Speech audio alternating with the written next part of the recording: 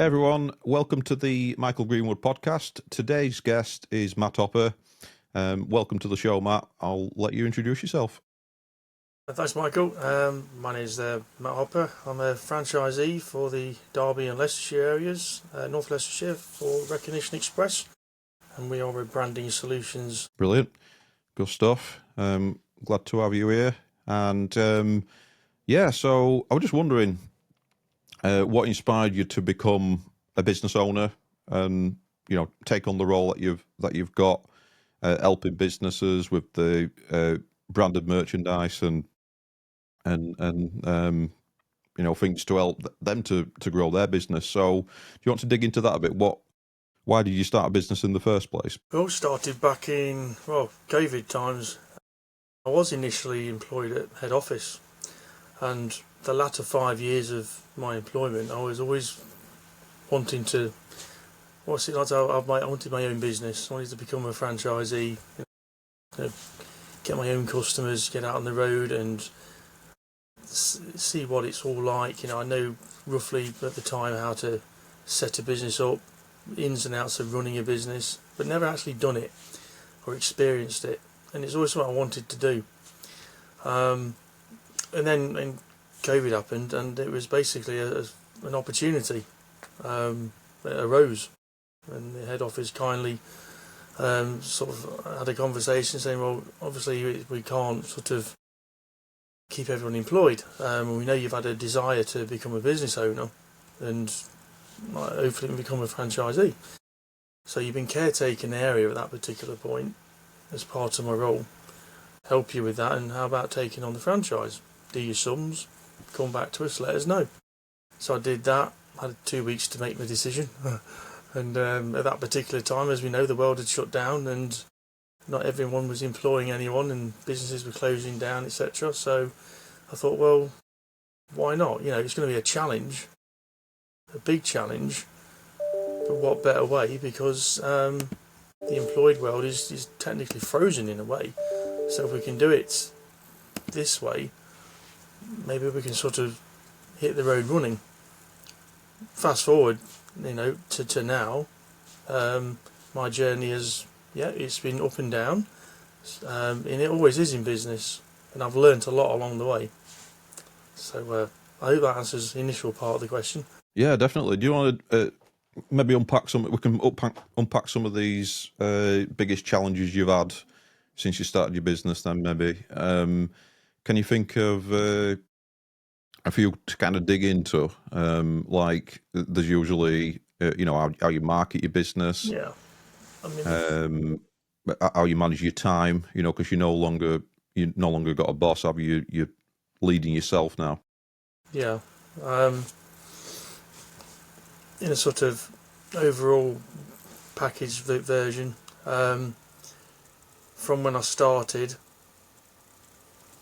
obviously no one wanted to touch things because it was risk of COVID. So I brought back a product that had been dormant for 10 years, which helped me. It catapulted my business, and this was the antibacterial pen. Recycled plastic, antibacterial solution embedded in the mould, and then element of silver that's legal, and it doesn't harm children. That was all cooked, if you like, and moulded, and the branding was on it. And we had it all proven by the leading European scientific board. I think that's what they're called. We had their certificate, and it was all 99.7%, I think it was, percent that you would not be at risk of contracting COVID.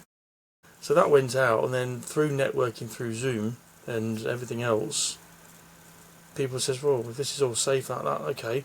And it was all skyrocketed. It was like sand size in your hands.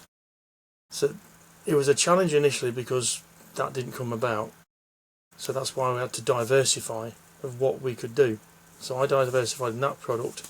Then through the franchise, we brought back a whole antibacterial range. That's that. Going through the years, further challenges were obviously there were no events on. No one was wanting to exhibit, no one wanted to go and visit people. When they did, they still didn't want to shake hands and things. It's all, against the rules and everything. When we were out and about, there was still that tenderness of, well, I don't think so, I don't want to, and all the rest. As time goes on, and the trust element was all good, we're all back to sort of a form of normal. The promotional products, merchandise world, stepped up again, and then in addition to the clothing. So I think initially, for me, the challenge was businesses being open to the fact of it's okay to,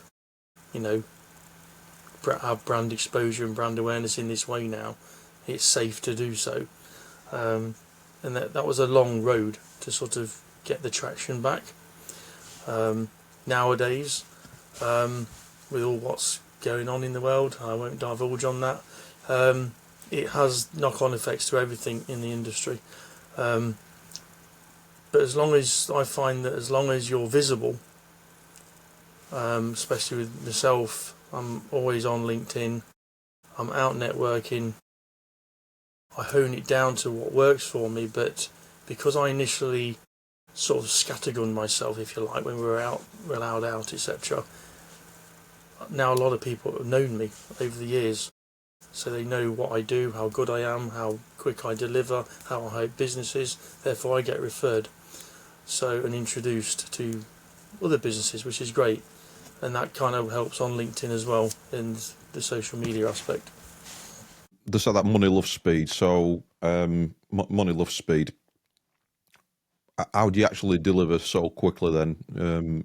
Because you've got your process down it's quite lean and quite slick, isn't it? So how do you, from that inquiry to that sale to delivery, what's your kind of secret that you can share? In a nutshell, I like to treat customers how I want to be treated. I don't want to be left hanging about or, okay, where's my order?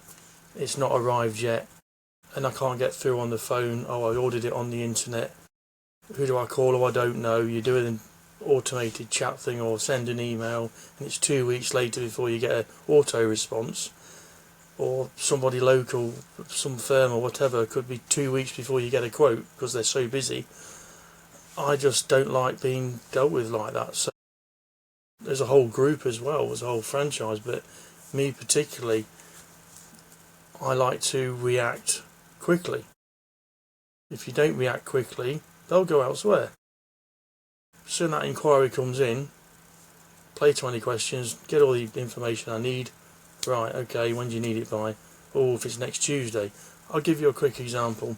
One of my connections approached me at a networking event on a Wednesday, and she had an event the following Tuesday, but needed them by the Saturday morning. And it was just 5 t-shirts, that's all it was. It was a small order to begin with, which is going to be, relationships growing, and needing more things. And I was like, okay, so by tomorrow, 10 a.m, I need your artwork. Sending to me in the correct format, delivery address, and your requirements. Just get it all on an email for me. Sent it through. I got a proof over of what it would look like by 11 o'clock. And I says, right, I need this approving and signing off and paid for within the hour because I've got to get the express on the go and things, because that's not a sort of 30 days thing, you've got to pay that up front. She says, yep, fine. Gave the price, done, money in the bank, right, proof approved, on the machine, get the things done. And I actually managed to get it delivered to her by 10:36 a.m. on the Friday. And she rang me up saying, wow, I didn't expect you that quick. I said Saturday, that's quick, but you actually pulled the stops out and done it. I says, I like to make first impressions. So that's established a relationship. She shouted about me like I don't know what, and still does, bless her, thank you very much, Naomi. And, I believe if you have a relationship like that, to start it off that way, it can only grow better. That's kind of the secret, really. It's treat others how you want to be treated in business. Don't leave them hanging, and having a team handle it, and we'll just do what we did last year, that will do. No, we just do something that's going to work for you. Okay. It's a good example. Brilliant. I'm interested in, just for the audience as well, because I talk about this idea of, like when I'm running Google Ads, for example, for a client, we talk about CAC versus LTV. So CAC, cost of acquiring a customer, and that could be your time at networking, or that could be ad spend to Google or Facebook. And then there's that initial order, which in this particular case were 5 t-shirts, but then there's the lifetime value. So, and it's the lifetime value that's the real figure, you know. So you're basically building a relationship with a customer, and they're going to reorder and all that kind of stuff. A lot of people go into business and they only think about that initial order, and they think that cost of acquisition and that little first order, which is only a little order a lot of the time, and they don't think long term in terms of that lifetime value, that LTV. Just interested in your process, Matt, for upselling or selling more, solving more problems, basically. So, wanted some t-shirts, then you might be able to help with X, Y, and Z. What's your process for that? Do you use a CRM, customer relationship management tool?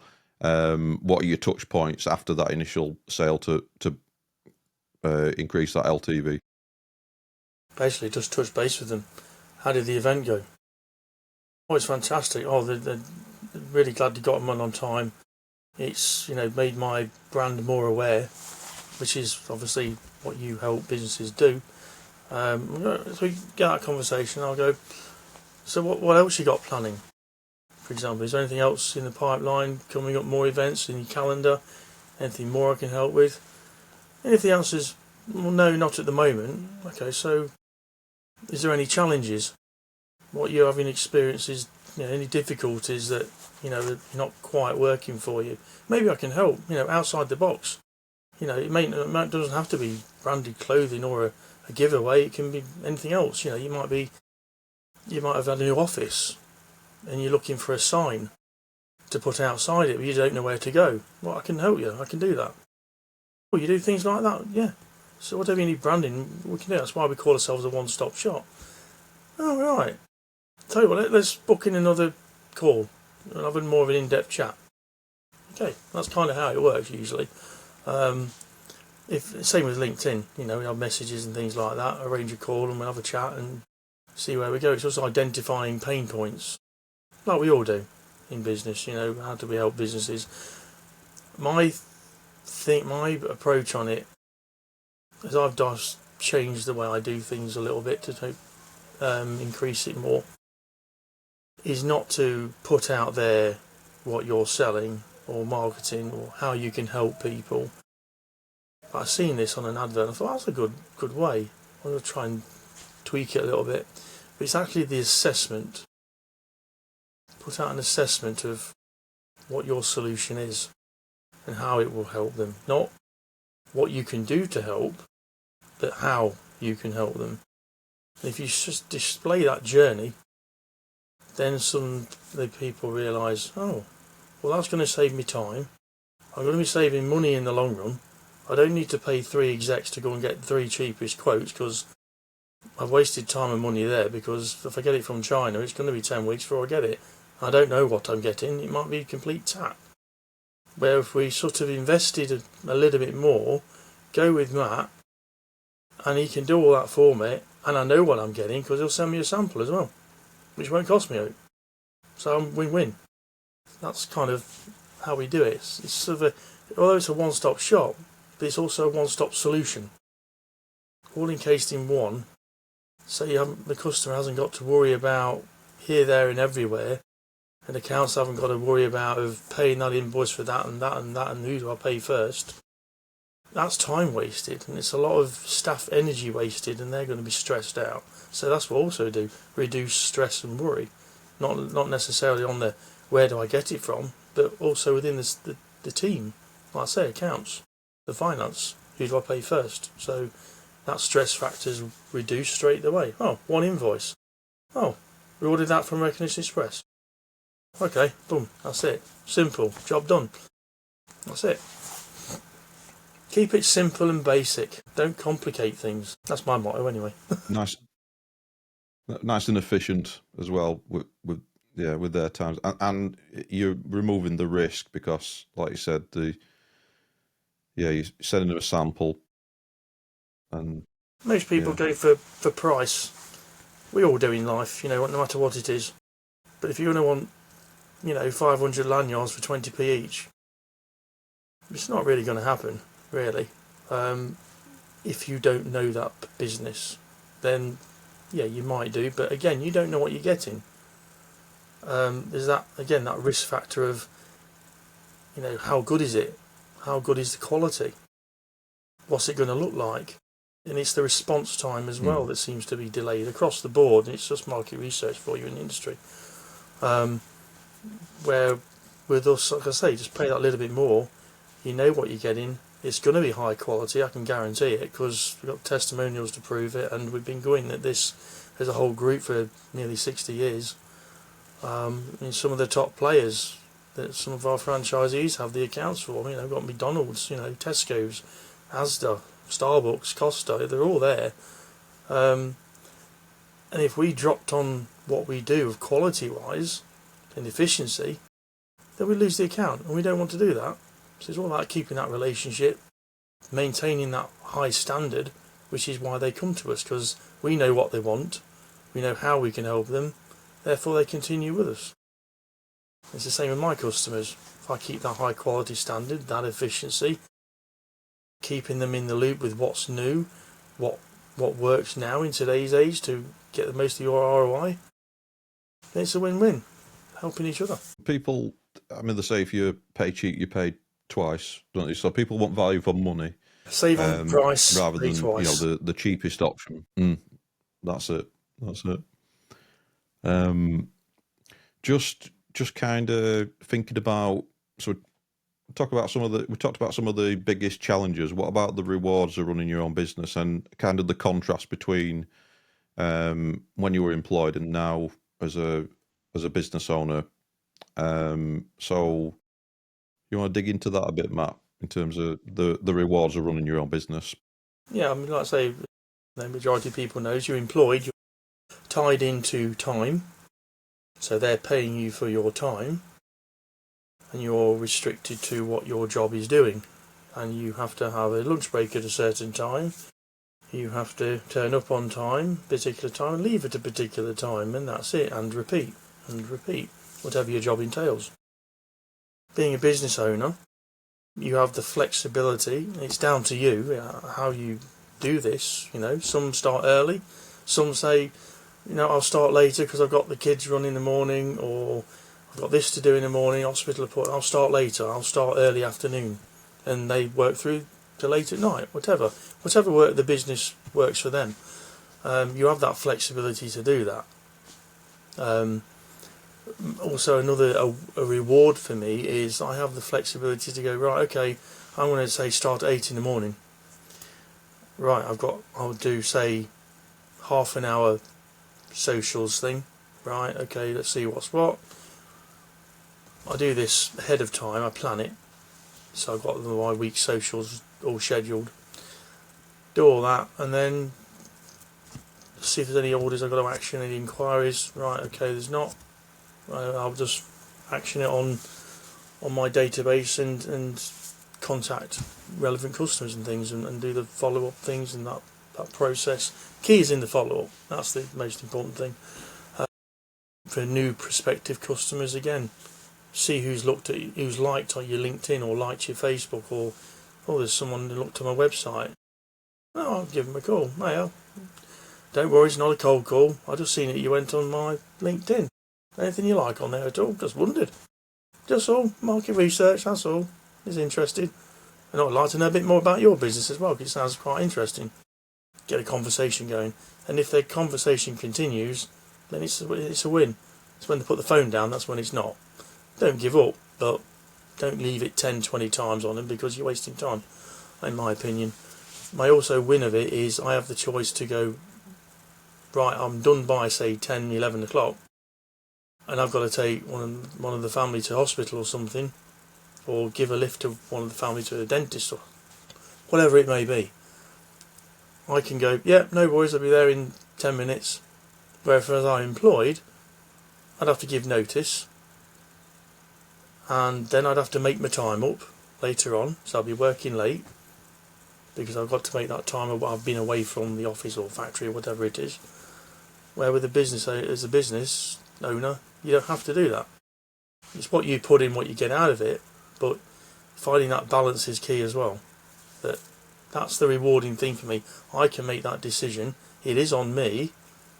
But at the end of the day, if I've done what I planned to do in the time frame I planned, and it's done by then, right, I don't need to do it this afternoon because that's done and that's scheduled for that and that's scheduled for that.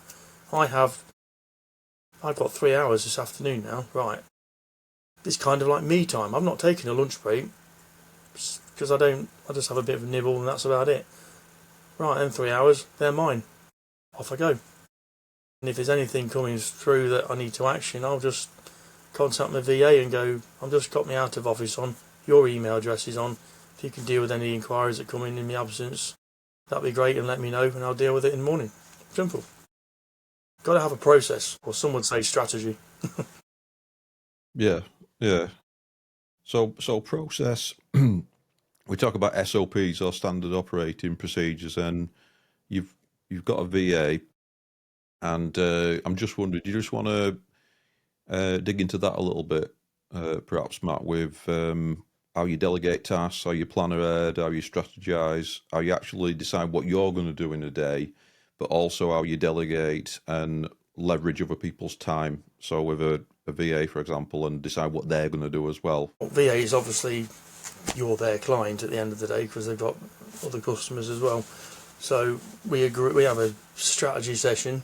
We'll arrange a time to have a sit down and go, okay, you've got this time free. Okay, let's have a meet up. We'll go through what I've got need doing and what I'm going to do, and the time you have to allocate to help me with these tasks, and we can schedule it for how many hours per week or whatever. We do that, and it helps because it means I haven't got to do it on top of everything else. We all, as a business owner, you're spinning lots of plates. Unless you've got the financial infrastructure and you've got a team and you can pay them, it's great. And you either choose to be up to your eyes in debt or whatever. But I choose not to be that way. I'd rather know where I'm at and know that I'm not drowning in debt. If I haven't got it, I can't have it. But I plan it so I'm not sinking, so to speak. It's swimming along. We need to get to that next level of traction, so we're not swimming along. We are sailing, let's say. We're not swimming like this, we're just sailing like that, and then we're going to go to the next one where we're going to go like that. Like a dolphin, I suppose. So that's the way I am with what tasks I give her and things. It's like I say, it's all the admin stuff, spreadsheet updates or CRM updates, whatever. That saves the time, and then I can focus on actually following up on conversations or emails the VA's arranged or had with prospective customers. And if there's a meeting booked in, then I can go and have that meeting, have that conversation, and see how we can help further and process everything if it goes our way, and helping them as well goes their way. End of the day, I save customers a lot of time, and I say this: you can save money, but money can be replaced. Time can't. So think about that. Time to me is like gold. Money, it comes and goes. You can get it from anywhere. The money is not really worth anything because it's all in assets and everything else. You give a rock to somebody, they'll want 2 rocks back. And we give them 2 rocks, they'll want 5 rocks back. And that's how it is. But the value of the actual pound coin is nothing, in my opinion, because someone will always want more. But if you've got it solidified in something, then that's worth something. It can be triple what you've put into it. Going off a spec here, but that's kind of how I think. But time is gold. If you save a customer time, they have saved money. And as long as the customer save or the business is saving money, up the top percentage wise, that's what they're interested in. But they want save time, save money, and they want results. Can you help me? Yes. Prove it. Right, I want it delivered by such and such. Oh, wow, you did it. Actually, high quality. God, you weren't kidding. Just better than I expected. And that's what we do. Does that help answer your question? It is. Yeah, definitely. Yeah, good, Matt. Yeah, I like, time's our most precious commodity.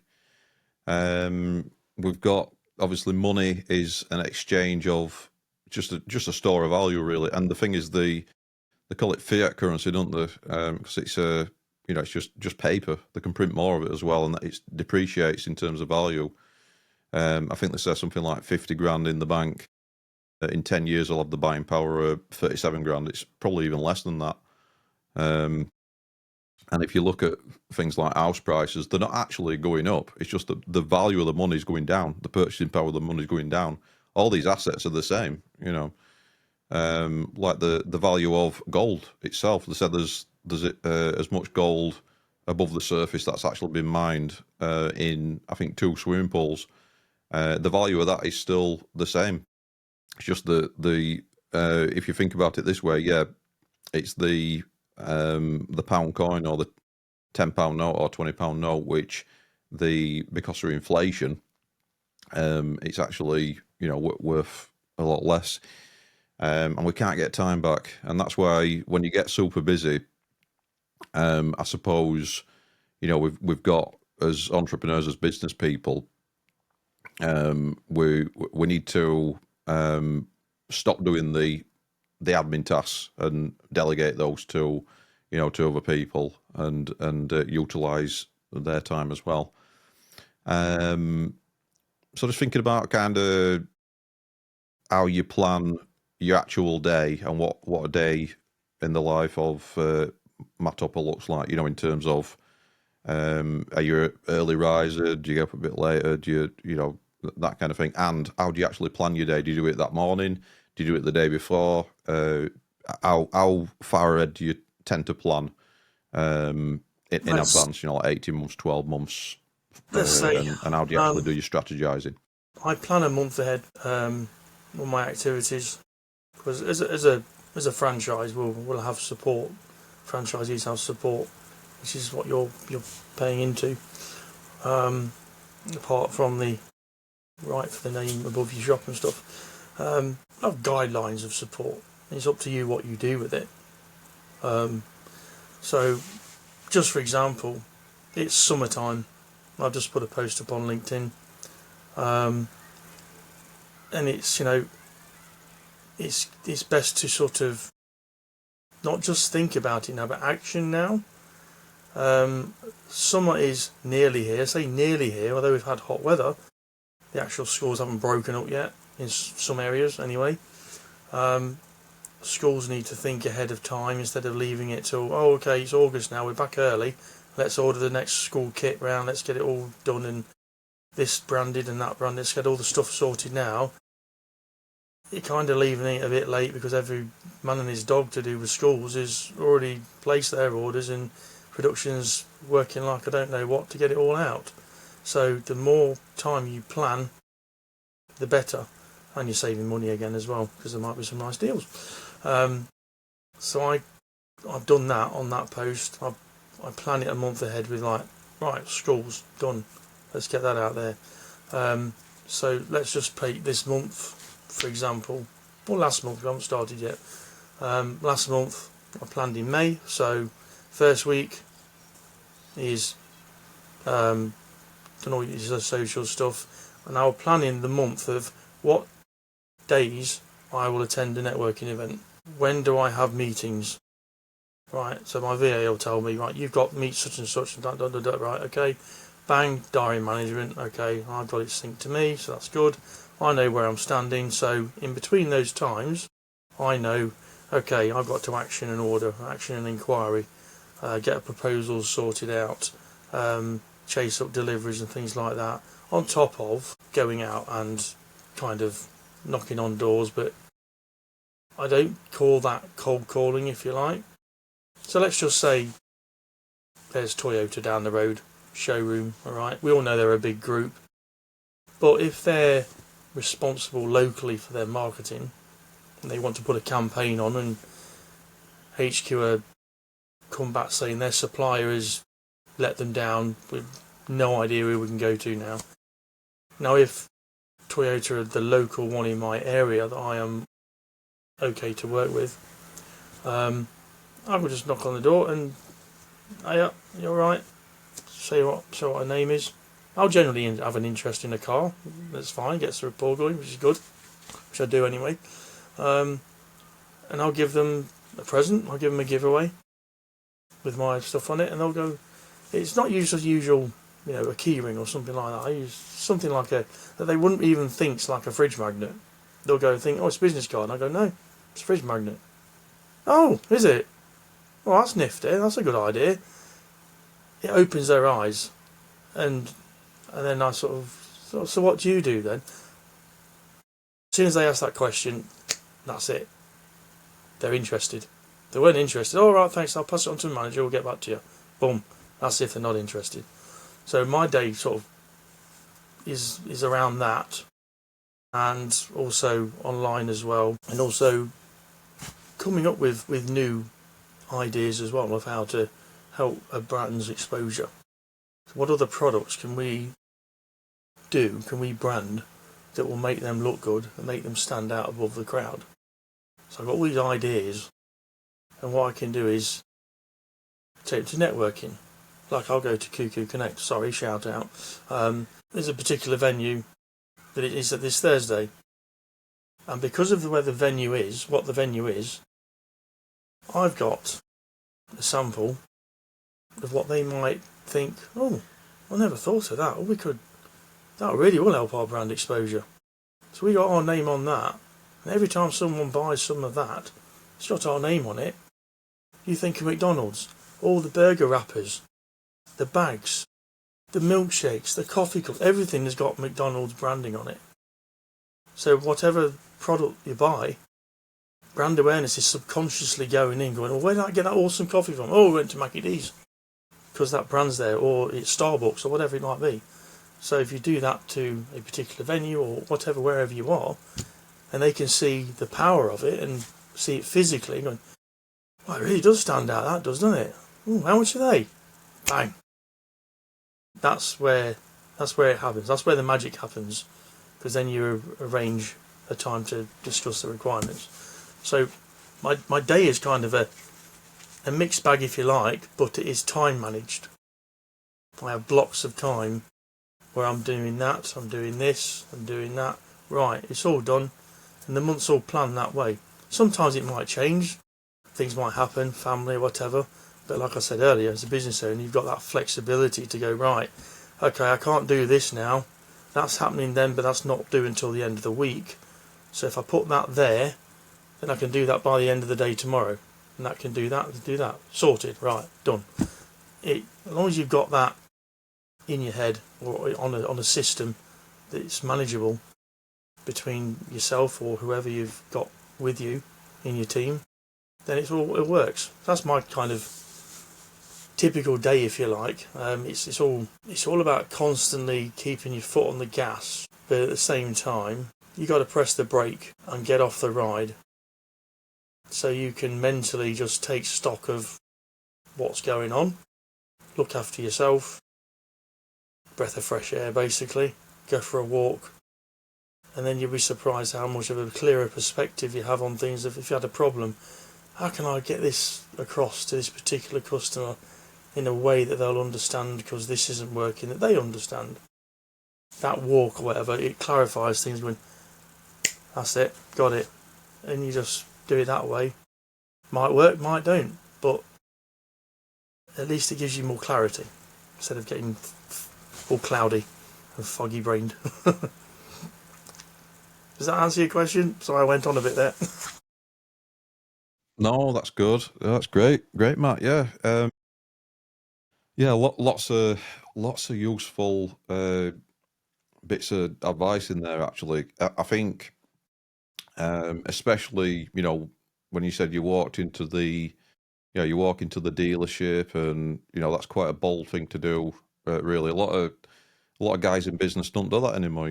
They're hiding behind a keyboard and all that kind of stuff. With the obviously I'm in digital marketing, but I'll do a lot of that as well. So just door to door, B2B, like that. Hello, I'm here, and it's almost like a lost art, that really. And I think that's where we've got a competitive advantage, just being able to do that. Just out of interest, are you looking to build that rapport with which decision makers for that particular example? You don't have to go into too much detail with that, but are you thinking, right? Yeah, this is the maybe salesperson. I'm looking for a decision maker, and use those to kind of up onto a decision maker with that. So if the conversations, just for that example, I would, and that the conversation's going great, and you do all this, that's great, isn't it? And well, it tends to naturally happen. Sometimes it don't, but most times it does.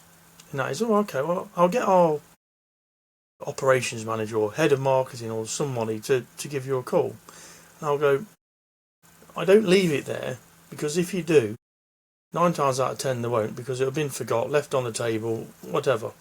So I go, is there any way I can have their email address or a direct line? Maybe I can give them a call just to introduce myself, so they're not wondering who they're going to talk to on the end of the phone, or who it is they've been asked to contact. 9 times out of 10 you'll get an info address or an inquiries at.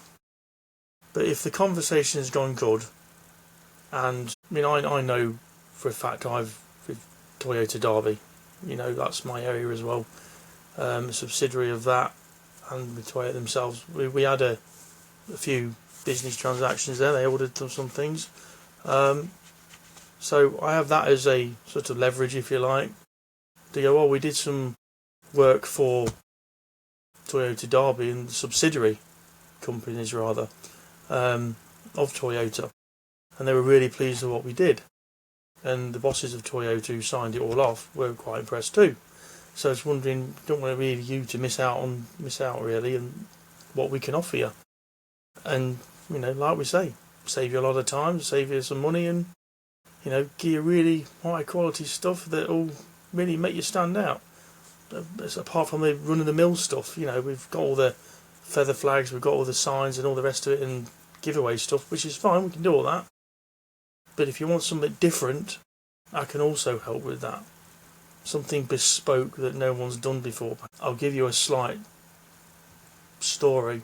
One of our other franchisees had a challenge from Cadbury's cream egg, and they wanted a stress item in the shape of a Cadbury's cream egg, branded up with how it comes in the shop, like the wrapper. And this is what we specialise in doing. We try to solve a problem. Now the issue was, we couldn't actually do it as a whole object. So we sort of go, let's just see if we can do it in 2 hours then.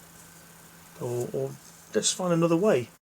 How can we get that product looking like that, all branded up and sent out in the time they want it to? And we came up with a solution, and the customer loved it. Because it's like with me, I had a similar instance years ago, back when I was employed, but they came back with a repeat order, which was really good. A lot of people with my connections know me as kind of the guy with the rubber duck story, if you like. I can't remember who the customer was now, but it's such a long time ago. That they wanted 2,000 rubber ducks, but the body had to be a certain Pantone of purple, and the beak had to be a Pantone of orange. Logo on one side, 2 dots on the other, with 2 dashes. It also had to be Pantone. So that's kind of 1, 2, 3, that's 4 setups. So I thought, it's still a pricey job. And delivery as well. So I won't lie, it is a Far East product, but we get it all sorted here, branded for you. Right, I told him the price. I said it'll be 4 to 5 weeks before you get it, but I will be on tap with it, letting you know the journey, where we are with it, when's it been dispatched, when it's on the way to you. You should have a knock at the door now. And then did the aftercare. What do you think? I emailed him, and after probably a week later, and he emailed back saying these are fantastic. Well worth spending that little extra, because I couldn't find a UK company that could meet my requirements. And then a month later, he emailed again with another inquiry. Right, I want a black rubber duck now with a purple Pantone matched beak. So basically the body from the previous one, that was Pantone, so that Pantone match had to be the beak. And then reverse the logo on one side and the dots and dashes on the other. Okay, so that's 3 setups. Alright, fine, a bit cheaper, but we'll have a look. He upped the quantity. He wanted 5,000 this time. And yeah, long story cut short, he ordered it, done. I emailed him afterwards, how was it? How was the campaign? And he actually called me this time. I'm like, okay, what's up? Usually it's an email, but then I was still learning, with customers and things. And he says, no, I wanted to give you a call personally to let you know that, like I said before, the reason I've gone with you is because I couldn't find another UK supplier or a company that could help me and fulfill my specific requirements, and you did. And I wanted to personally ring you up and thank you. Because although the bill was big, it was worth every penny. You really did help us double our ROI, because it was what we wanted and you fulfilled that. So I highly recommend Recognition Express, definitely. And I'll shout about you because you're the one that sorted it. And that's how I like doing it. It's puzzles. We get challenges, and everyone will say, "Oh, can you do this?" Sometimes we get furniture. We're not really about branding furniture, although I have connections that can do that. But it's not really what it's about on the core value of what we do. There is a lot of things we can brand, but there is some things that we will get and going, right, I'll test you, can you brand this? I'll go, that's a good challenge. How many do you want? Well, we need at least, a couple of thousand to make it last for this quarter. Okay. Play you 20 questions and then get that solution to them. 9 times out of 10 it works.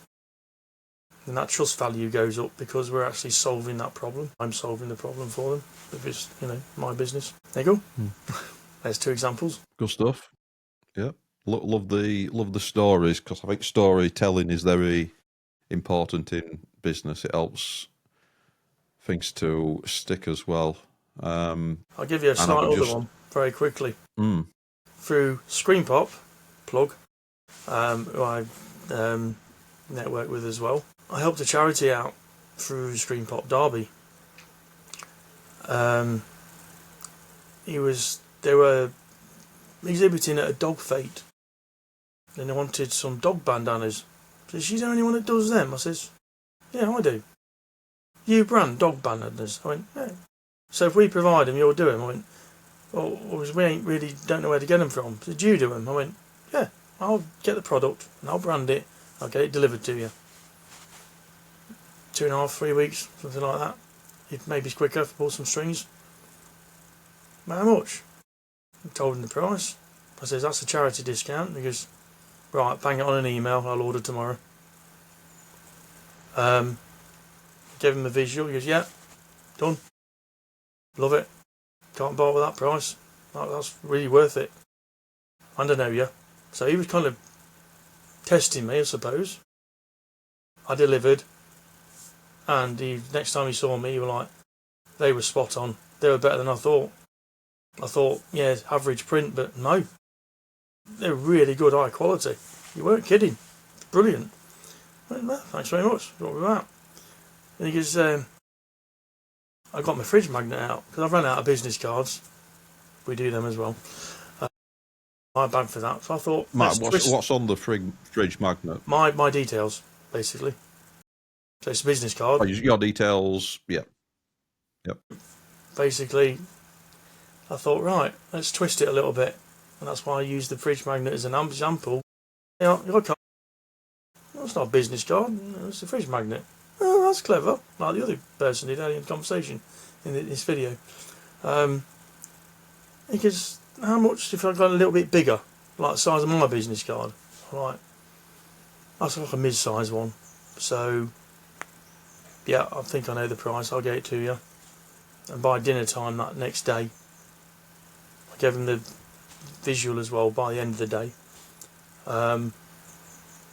He approved the order with the price at the lunchtime.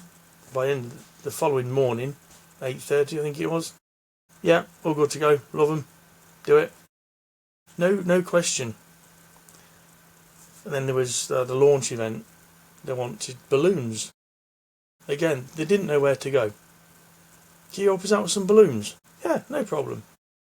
What's your minimum on that? I says 250, I believe, for that particular balloon.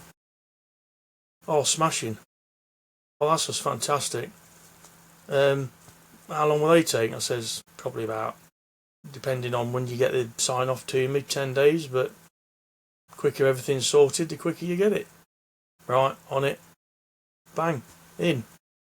So that's 3 times. And he basically came back, he says, well, Matt, you deliver. You do what you say. You know, the old brand of Recognition Express, I know what it stands for. It's that high quality aspect and getting that solution to a problem. And you're a franchisee, I mean you're there on it. So yeah, I highly recommend you. And he gave me a testimonial, which was great. But I do help charities. I gave him a charity discount, which he was grateful for. And in return, you know, for their services where they're based, you know, if I need, you know, a mental health session or whatever it might be, sports massage, whatever, he'll help me out with the rate on that or whatever. You know, if it's approved, let's say, if it's approved, but it's not guaranteed. But it'd help me in other ways as well. And that's what networking, connections and clients are all about. You know, if you help each other, then that relationship will grow even further. That's another short story. Sorry. No, that's good. That's brilliant stuff. Your testimonials, are you getting them as video testimonials or Google or Trustpilot, or how are you getting? What's the format there? Get them on LinkedIn and on my Google business page. But then, what was it, last year, I decided to do something a little different, and I thought, why not get a video testimonial? So I did, and I've managed to do that 3 times. Nailing down a date with your customer is difficult enough, but for them to actually agree to it, the feedback I got from my connections and other people in business were like, wow, that takes some to get a customer to do that. Getting them to do a review in the first place is a nightmare, let alone on video. Nice one. And it helped, again, catapult me for echoing what I say is what I do. Yeah, that works. Video testimonials are up there. If you can get that done, do it. 100%. Yeah. I mean, how have you got those video testimonials? If you just want to talk the audience through, you know, how you approach that and how you actually do that, as in, is it face-to-face, online, Zoom? You can do it through WhatsApp as well. And I can, you know, if you want to kind of dig into that a bit. Okay. On all 3 occasions at that point was literally by email or LinkedIn. Phone call to, you know, sometimes I'll not pick the email up and ring up, oh yeah, I'll put you through, or sometimes I got the mobile, so I'll just ring them. If they're not there, they'd ring me back. We'll have that conversation. Just ask him, I'm not sure you got an email or LinkedIn message. Oh, so I've not actioned it or whatever. We'll just talk to him on the phone and just say, you know, what order I did for you. I know you praised me and thanked me very much for it and helping you out. Yeah. Just wondered, would you be prepared to give me a review or testimonial on video? And they go, yeah, no problem. I says, in retrospect, I would, in return, promote you and your business to my network. They went, oh, fantastic. Yeah, if you're all about collaboration and things like that and helping each other, yeah, no problem. If you show that you're going to do that for them, promote their business, then it's not just about you. It's a two-way thing. And that spoke volumes. And yeah, that's how I do it that way. If you say it's a two-way thing, you're going to help promote their business as well and shout about them and recommend them on video, then that again speaks volumes. So that's my process. Email, phone or LinkedIn, arrange the time, date, get it done, and then put it on your socials. And then how do you get it done? Is that face-to-face or good over Zoom, or do you ask them to send a quick WhatsApp with a video in it? Or? These past three were face-to-face. So a member of their staff would hold the phone. It's just a phone job, that's all, just a phone. Take the video, and what I'd use TikTok as the platform, put a few titles and hashtags and stuff, and link to website, pour it on, share it on LinkedIn, Facebook, Instagram. There we go. That's good. That's really good. And what would you say to anybody who's kind of watching this, any business owner, and the kind of they don't see the value in the video testimonials? They think that, oh yeah, I've got Google reviews, that's sufficient. That's one thing. Or if the kind of limiting belief might be around, well, the technology is too challenging. What if I get it wrong? What if I look bad on camera? So camera confidence issues. What would your advice be to them? Video testimonials, like I said before, speak volumes. If you can do it, good. If you're not that confident with it, just practice with a friend or a family member, one of your team, whatever. Just practice, really, ahead of time, obviously. Don't worry if you mess it up.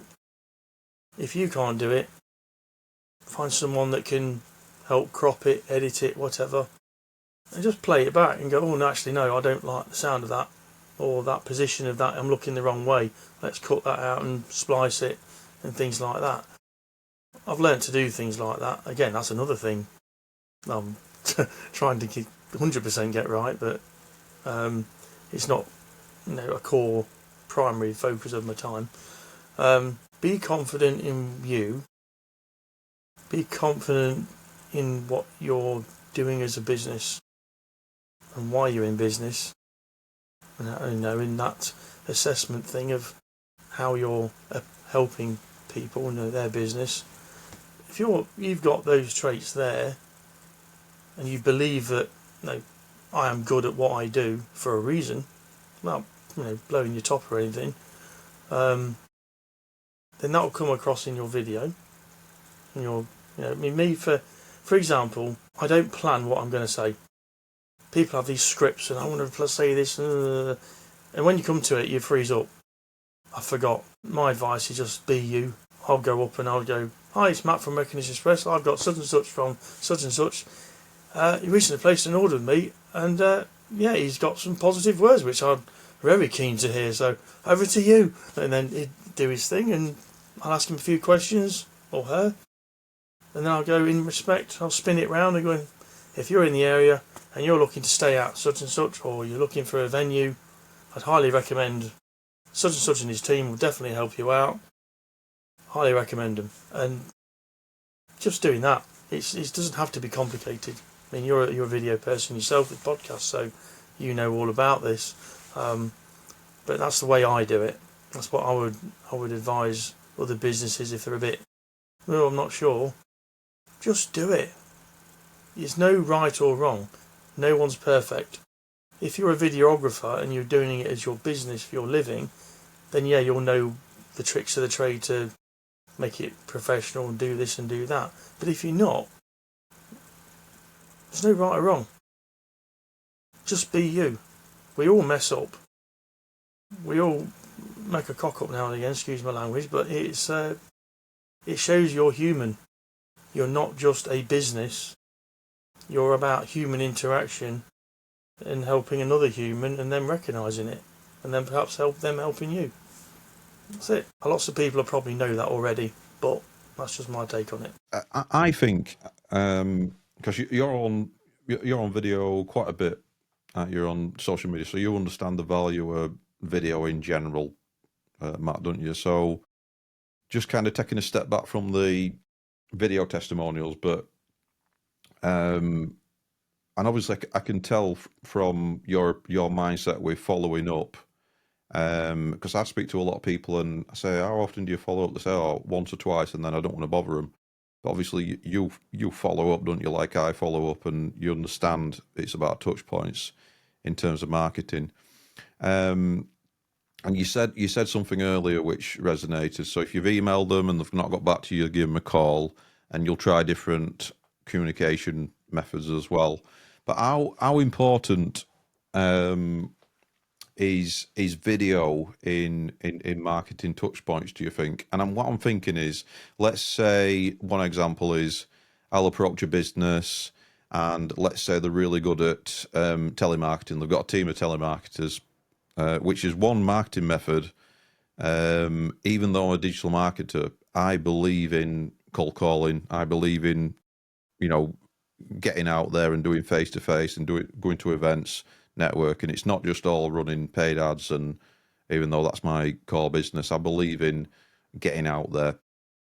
So the question is, how important is the format of video in touch points? And this example that I'll give you, where I'll approach a business, they've got a telemarketing team, and we might.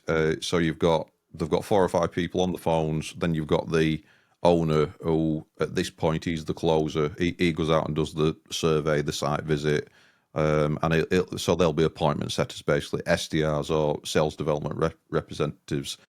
The way that I can add value to that kind of business is not by saying, "Oh, you don't want to be doing the telemarketing anymore. Let's do Google Ads instead." And I think a lot of my competitors would try to take the budget from there and put it into something else. And I think that's completely wrong, because if it ain't broke, don't fix it. It's working, the telemarketing. You don't want to change the core business. You want to actually add value. So the way that I'd approach that is I'd create a video for them, which sits between setting that appointment for the business owner to go out and do that survey, with a little, maybe a brand message video with the origins of the company, how long they've been in business, maybe some testimonials and things like that. So that prospective customer, from the appointment being set and 3 or 4 days or whatever to that, the business owner doing that visit, that prospect can see the video, and that builds the know, like, and trust.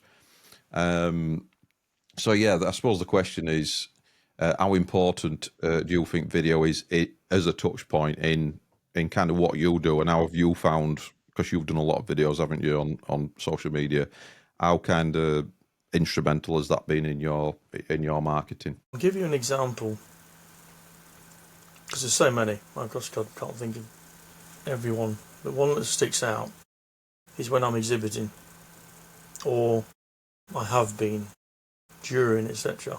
I feel it's very important, if you're at an event, even if you're exhibiting or you're not, you're just visiting there, do a Facebook Live, do a video and put it up on LinkedIn later on, or whatever it is. Okay, I'm at this networking event. This would be really good. See what connections I can gain, see how I can help them and their customers, and vice versa. Let's go. And then do few photos of it later on, blah, blah, blah. The more a video or post comes out that's about you and not always about what you're selling, the better. If it's about product or service all the time, people just don't want to know, because there's hardly any interaction. They'll watch you, but they go, "Oh, he's just selling," off. But if you have that personal bit with it as well that they can relate to, it's good. I mean, I've not done it yet, but I've got to put it up. Taking a dog walk. Ain't my dog cute? Well, there she is. Going off for a ball again. That's all she does. Plays ball. That's it. People relate to that. Oh, nice cute dog and all that. But that can resonate into business as well. Hey, dog bandanas. Okay, dog face, dog shows. But if you have that conversation about, oh, how cute that dog is. Oh, what's your dog then? And the conversation happens with that way. It's good. So that helps in that respect. Regards to exhibiting and things, I've done a one where I'm at Love Business Expo, come and check us out, we're on stand such and such, Happy to help with any questions, any inquiries you got. You want to pick your brains about anything? How do we help? How can we help you? Or why do we do what we do? Bend her ear. We'll have a chat. No problem. Keep it basic and simple, as I said before. I also do solution videos, if you like on various products I know will work and do work. I'll do other ones. I've done previous videos as well on our work setup, delivery times, why prices are what they are. Well, I've got to update that one because things have gone up again. But if you have little snippet videos like that, people then see what's behind the business, not just they see you, but they see how much is involved in what you do. So I put a video up that is basically what's involved in branding your logo onto an A5 notebook. The whole process. And while watching that, you'll see how much work is put in to doing that, including courier picking up and delivering. So it's a process. You can't expect to pay 20p each for 50 for that. It's just not sustainable. There's people's livelihoods to pay for, and there's different processes to incorporate in that. When I put that up, the feedback I got was like, wow, Jesus, I didn't realise that much. It took that much to brand a notebook. I thought you just print it and send it out, that's it. But it's when you open it up and go, we just print it, it's that element we've opened up to the process of actually printing onto a notebook. It's not just stamp, there you go out. There's a lot more involved. And that video, I got a lot of interaction with that. And I reshared it since, earlier in the year. And again, it was like, definitely opens your eyes. You can't really undercut branding. It works for a reason. So my other videos were, say, on delivery, more educational ones. And again, it works because people then start to understand your industry, understand your business, understand what you put in and how you're helping them. Again, is that how? We know why, we know what, but this is how. And then that speaks volumes, and it starts like a puzzle. You start putting it together, then you realise that's why it costs that much. I understand now. Well, that's quite worth it, really. Right, let's have a conversation. You're helping them to, I suppose it's like, I liken it to what I do with, I'm not just a commoditized order taker. So I don't just create a video based on, client says, oh, I want this, this, and this, and then create it, like an order, like putting an order in. There's a strategy behind it. So it's like the business owner might think they need A, B, and C, but they actually need something else, so there'll be a strategic element of it. So can you think of an example where a customer's come to you and the thought that they wanted, I don't know, like this might be a different example, but USB pen drive to send out, to all the clients, and I don't know what the cost per unit is on that, but it's got their logo and everything. So the USB pen drive, and that used to be a thing, but actually you say, right, well, you're in manufacturing, or you're a security company, or X, Y, and Z. We've got a client who have just done this batch of, this might be a better fit. Can you think of a few examples of that? I'll wrap my brains now. I did There's have like one of my customers might say they think they want a logo, but I look at I take a step back and oh, you actually probably need a new website as well. I'm not trying to upsell them necessarily. I'm just taking a step back, and they've come in like going to a doctor's surgery and said, well, I think I've self-diagnosed, and I think that I need this pill because I think I've got this migraines. But when you look at it, it might actually be something else. And it's like, if sometimes customers self-diagnose and think, well, we need this logo, but actually they might need something else. I did have a conversation with a chiropodist. It's a networking event. As you grabbed me and says, stump for ideas. I've got patients that sometimes are elderly and have dementia and things, and I don't like them kicking me.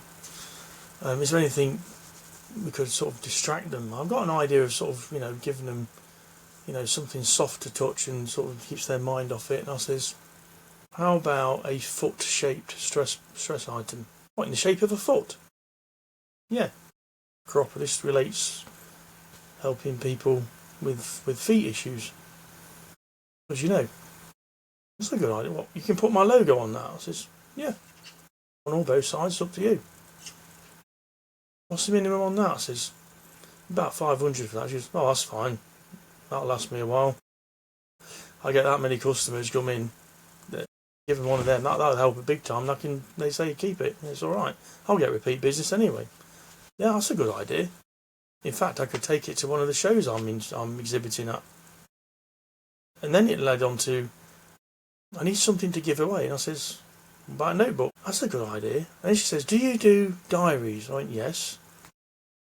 I'm looking for something a bit different there. I went, how about a calendar? That's a good idea, a calendar, but can we have like a different picture on each one? I says, there's nothing we can't do. So yeah, we could do that. If you understand, the what's involved. Obviously, we all know it's going to cost money at the end of the day. And you need someone to help you sort that out? Yeah, no problem. Oh, perfect. So if I get my logo to you, then you can get me a price and a visual things, what it'll look like. I mean, yeah, no problem. So that's where we're at. And that was just from a conversation where she had an idea. And like you say, I just gave another specific idea, which I know would work, to help her with her initial concern, let's say. So that's in the process of, I like that. Going through the door. Yeah, so that's position yourself as the expert and the trusted advisor, really, rather than just kind of, oh yeah, okay, yeah, and which is good. So what do the next 12 months look like for you, Matt? What's your plans for the next 12 months with the business? Keep on growing, keep on servicing customers. Anything in the pipeline? 12 months. This is why I'm different than everybody else. I don't go with everybody else's plan. I go with my plan. As simple as that. Right? It worked for me during COVID, and it still works now. Okay? I've not sunk yet. I am surviving, and I'm a little bit above it. Some businesses like to just stay there. Some want to grow. Some want to go, oh, I'll just give it up. I'm kind of at the stage it's manageable. And until a significant amount of business comes in cash flow, where I'm going to go, I can pay for a team now, then that's a completely different kettle of fish. I'm a 3 to 6 months. We're at that, 3 to 6 months again. I could plan 12 months, but I know things would change. Out of your control. You've got that plan, but that plan is down there. I like to have this plan here that's happening now, or that's going to be imminent in the next 2 months, so I can plan for that. Because it's more achievable to deal with, because it's closer time-wise. My plan is to develop more, not necessarily learn more, because there's a lot in my head as it is. I need to get what's in my head, download it to my VA more, so she can help me with proposals and get them out. That's fine. So that's another task. My plan would be to, once we've grown a little bit, is to get someone on board to deal with the social media side, so I don't have to do that. That's the plan. So it takes more off my shoulders, and I can focus on actually meeting with people, having them conversations, discussing the how and why they want help with a certain requirement, and obviously, initially, getting over the line and things and helping them. Also, in addition to that, it's to get with some, word this right, businesses that really do understand the value of branding and the investment you have to put into it. SMEs are good and they are very loyal, etc. But when it comes to really getting your brand awareness out, you've got to understand that that's going to cost money. just like insurance does, just like accountants do, just like everything. It's identifying the market, where that spend is, and what they want to do with it. So that's the next challenge, is to get in with kind of not necessarily bigger, but long-standing businesses, if you like, that have been going longer and that want to sort of grow a little bit more, grow more, but don't know how, and they've never explored branded merchandise or clothing or a solution of branding before. It's always been reliable on, oh, that'll do for now, or get it out the cupboard. It's getting into the mindset of those business owners and marketing directors that to not rely on what's in the cupboard from last year. That was last year. It won't work now. This is what we're about, is to get you fresh ideas. I've frozen. What's going on? I can still hear you. Hello? Might be. Oh, yeah, you're good. You're good. Yeah, I'm both. Getting them fresh ideas in front of them and making them realise that, oh, right, I didn't think of that. And that's my goal, is to sort of keep that message going, but with more established businesses, and just keep it going like that. What's your? It feels to me from what you're saying that you want to be out there doing more doing more marketing, basically doing more speaking to people and building relationships. That's the main thing. And what's your split now on, just out of interest, what's your split between your marketing, sales and your service delivery? And do you see your proposals as marketing then? Because that's one of the things that you mentioned you want to pass on to your VAs. There's almost like, as an entrepreneur, there's kind of usually 8 things that we're doing that are high leverage, that are income producing, like marketing, that we want to be doing, and then there's maybe 8 things that we need to be doing in a day that we don't really like doing.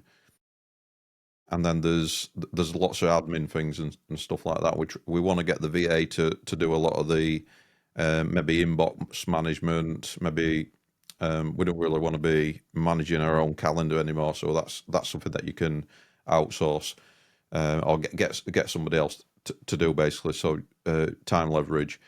So what's your split? I'll give you my split. It's kind of 50% between. I've got a full-time video editor and a full-time social media, creates graphics and that kind of thing, and gets me some data for outreach as well.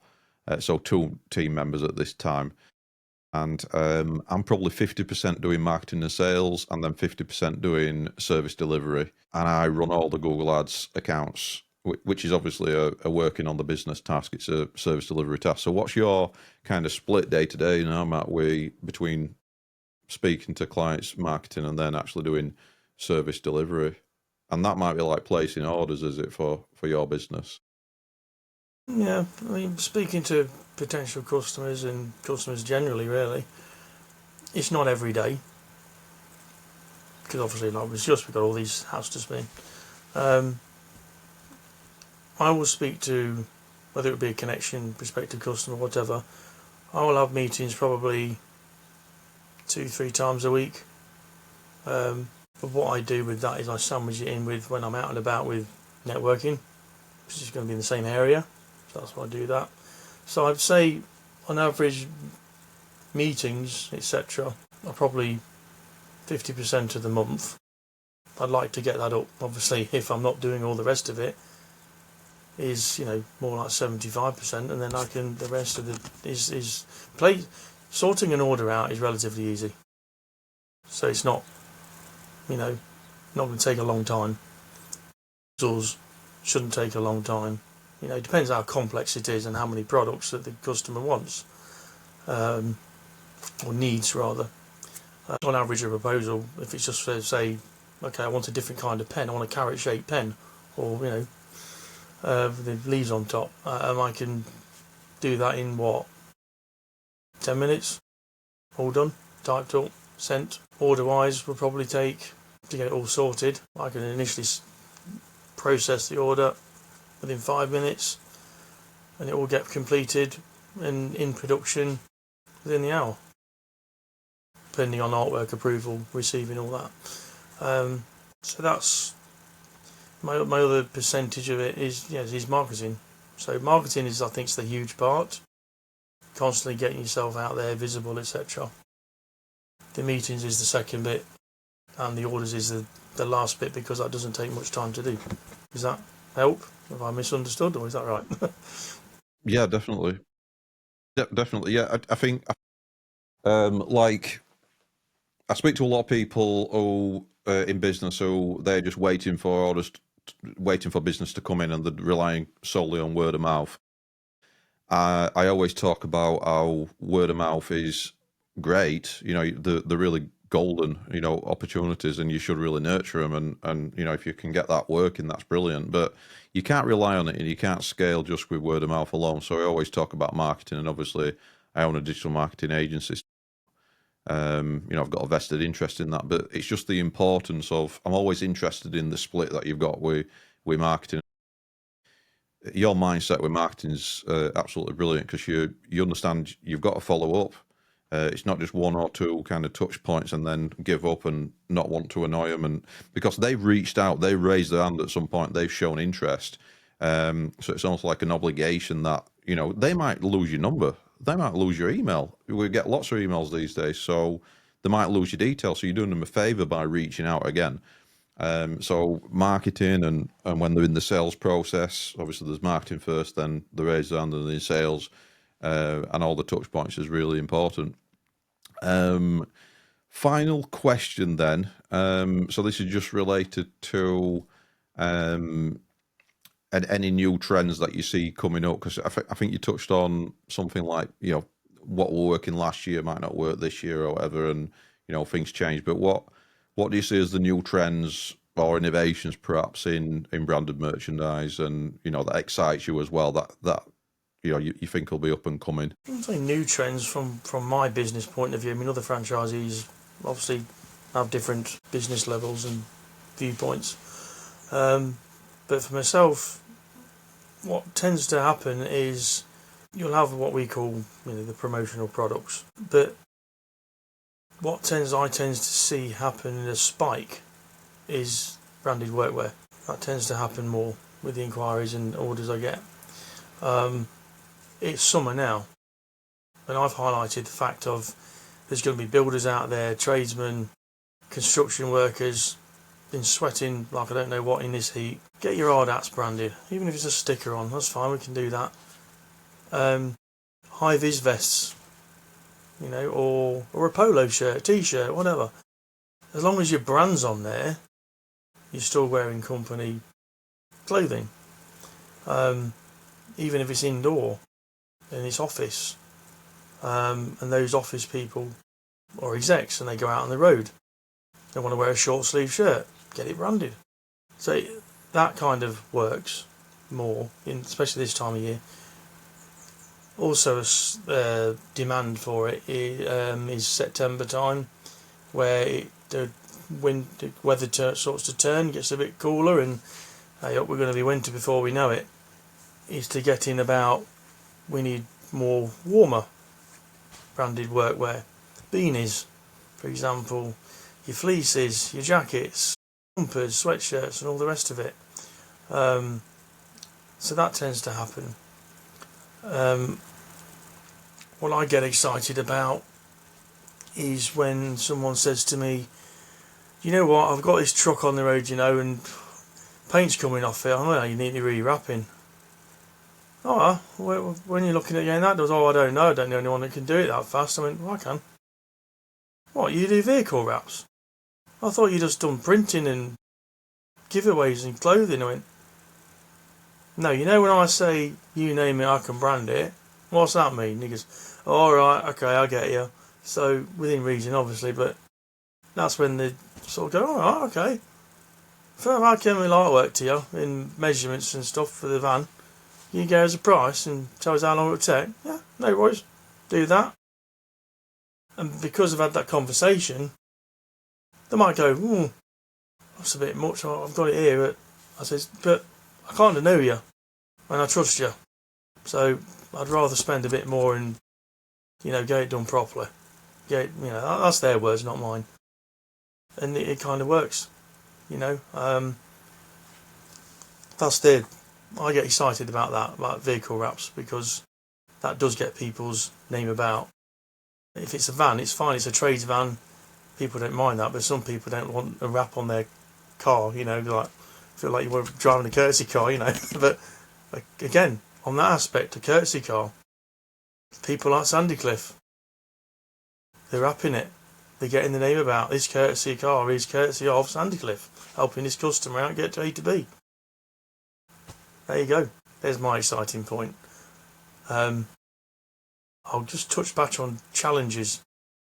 As of late, I've noticed there's a lot of people going on holiday. We all know the sun shines here and everything.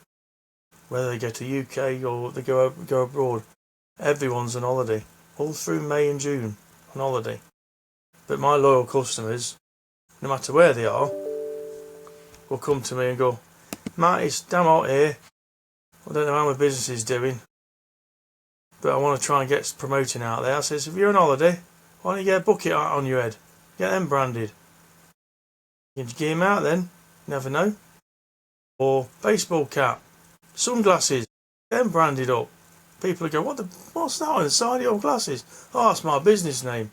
Oh, you got a website? Yeah, it's on the other one. That is those little conversations that you have in your personal life that can help your business, and that's what we help with. That's what I like with that. So I turn this sort of challenge into a positive. Well, at least I try to anyway. Great stuff. So the seasonality, just kind of bolting on, I know that's the last question, but just bolting onto that, the way that you do offers then, so you're very much thinking about the seasons, you're thinking about, so it's quite nuanced that, isn't it? How do you actually do your own promotional offers, like on social media, just out of interest? So you cycle through offers, and you've got some go-to offers. I think you said, you plan a month ahead with these, and you know what's going on. Do you just want to dig into that a little bit in terms of how you cycle through your offers and how you use scarcity in particular? So obviously we've all got a capacity, haven't we? So I suppose if you've got umpteen orders in one day, you've got to do some forward planning to meet those goals. We can't just do a million things or whatever. So everybody's got some capacity. And if you think of brands like Rolex, for example, they've got that almost like that capacity of, you can't just go and buy like a top Rolex, can you? You've got to work up to it. You got to get something like a 10 grand one, and then they invite you, and there's that product ladder. But I'm just interested in how you cycle through your offers and how you just your special offers in particular and stuff like that, and how they go with the different seasons and stuff. It's on research on what people have searched for on the website, or have emailed me about, messaged me about on LinkedIn, and identifying, okay, so they've asked me about, let's just say pens, for example, and I'm identifying why they want pens. Or we're going to give them out to show we're doing a speech, a seminar. We want to give them some pens on the table with a notebook and things like that. Okay, so then I look into it. Okay, they want pens and notebooks because there's lots of seminars going on. There's events and things like that. So then you look at the interest, and see what we can do with a special offer. Like I have been for June, which is now extended to July. 100 A5 notebooks, branded with your logoed, delivered. Excuse me. Delivered in just 5 working days, on artwork approval, for just, from memory, £2.90 each. I mean, they were probably not down from £8 each, something like that. It's been hot, so there's been people wanting lots of water and things like that, so kind of capitalised on that on the campaign and had that into a special offer. Your vacuum flasks, keep your drinks hot and cold drinks cold. Again, another one of that put out. It's 50 of those. They're usually quite expensive to getting them done. Like 30 quid, £85 a pop usually. And people go, wow, that's expensive, I can get them cheaper than that. You probably can. Do you know what you're getting? Do you know who you're going to talk to if your phone goes wrong? Probably not. But that's another story. At the end of the day, the special offer on that is now down to, for 50 of them, £8 each. And that's about £1,350 saving on the whole order.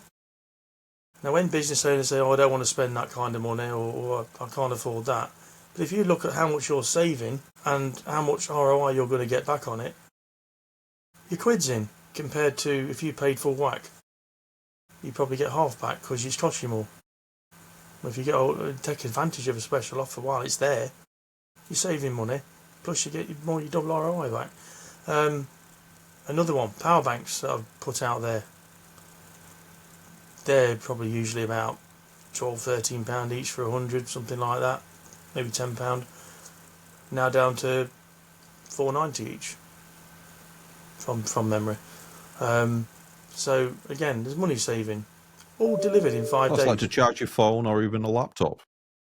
Your power bank, you know, your rectangle ones, just charge your phone. Them ones. Yeah. So yeah. Charge your phone. Yeah. Yeah. It's just, especially with people going to festivals and things like that, and I need to charge my phone up. I ain't got one. You know, if a festival has them, and I've seen them all, they do sell them. They sell them for £10-20 a pop sometimes. And if you're a business that's tapped into that, especially if you're techie, you know, it's a simple thing, a power bank. Well, yeah, so what? Everyone's got them. Well, why don't you be part of the crowd or above the crowd that can go, I've got this model that's better, and I'm selling it for this to you, instead of that price, just like I'm doing. Or give it away, whatever. They're just 3 examples of special offers. But our job is to identify what needs are out there and how to go, okay, how can we get a solution that's going to be relevant, that makes them stand out even more, that no one's done before. And that's where our research comes in. Yes, we may have before what we do, usual products, but on the price wise and things, special offers, campaigns and stuff, it's all about research and capitalising on that, of what is even more useful. And that's the key thing. We offer product solutions that are useful to the customer, not just chuck away and forget about it. I've had conversations before with, a business card's still relevant. Do we really need pens? Everyone's on computer nowadays. And I go, depends how you look at it. If you're at a trade show or any form of event, you may want to carry your laptop around with you. But 9 times out of 10, you're not at a show to catch up on your emails or do whatever you do with your business. You're there to get ideas, inspiration, collaborate with partners, networking connections. You're talking to people, you're listening to people. So having the card's one thing, that's good, and we can all have the digital platform, which is fine. I've got one as well. But capitalise on that gift, that physical product that's got your logo on it, because then they're going to remember you. Giving a gift shows you care. Pens is an example, which is fine. But if you, let's say, take the power bank for example, but even if something simple as a trolley coin keyring, the response you get on that is, oh, I'm always losing these. Oh, this is good. My phone's flat. Brilliant. They're going to remember you.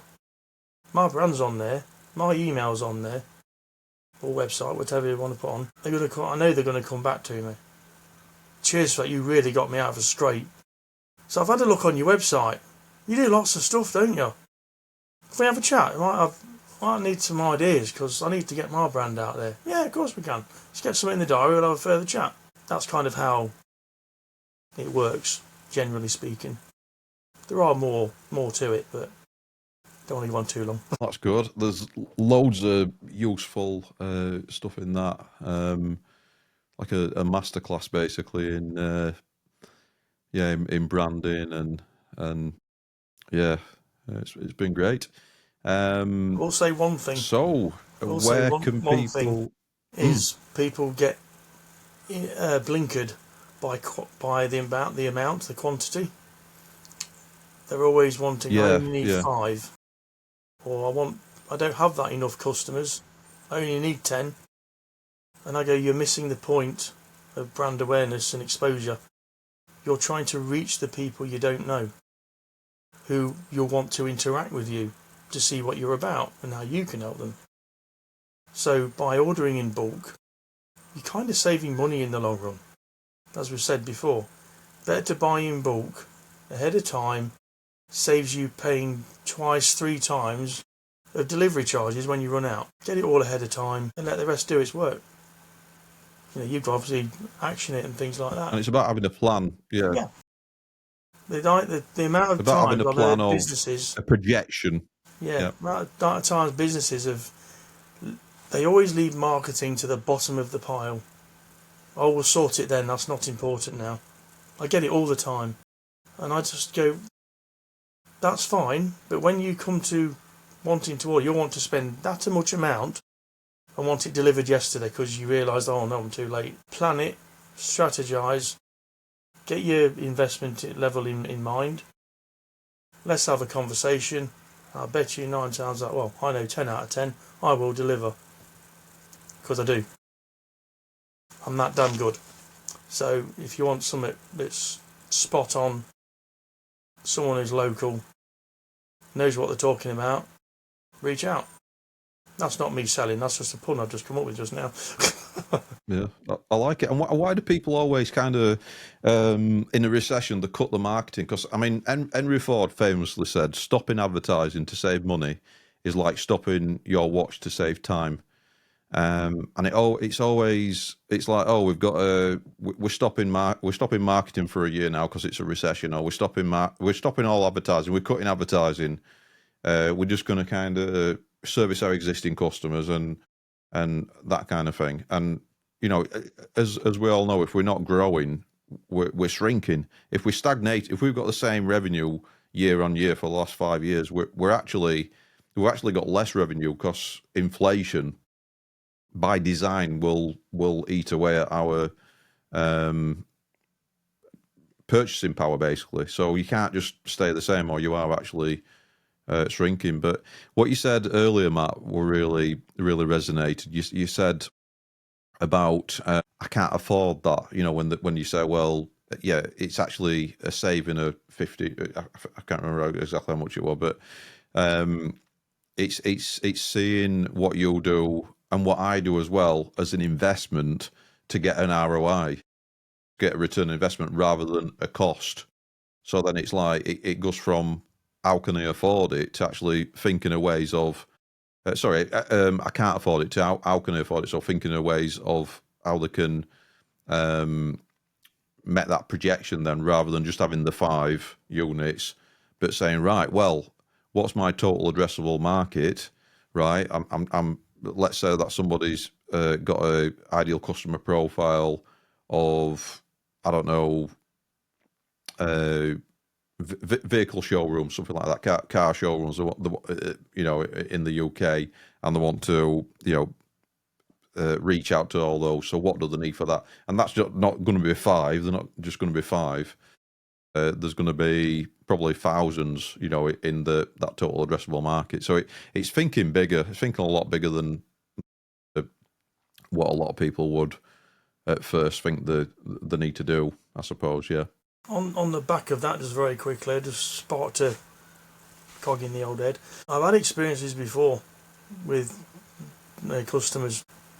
Initially, they were sticking to their preferred supplier they usually use. And I had a conversation with them, again through networking, and it was the actual venue, to be honest with you. Initially they weren't interested. I went, oh, can I ask why? Just interested. And they went, well, we've got a supplier already. Okay. Are they reliable? Well, they are sometimes, but, they're cheap. Okay. No disrespect, but they're cheap for a reason. You just mentioned 9 times out of them, 50% of the time they're all right. Wouldn't you prefer to deal with a supplier that's 100% spot on all the time and delivers on time, if not before? Yeah, it'd be great. So what do you need? Well, we could do with some polos and some shirts and blouses for the reception staff. Tell you what, I'll give you a shot.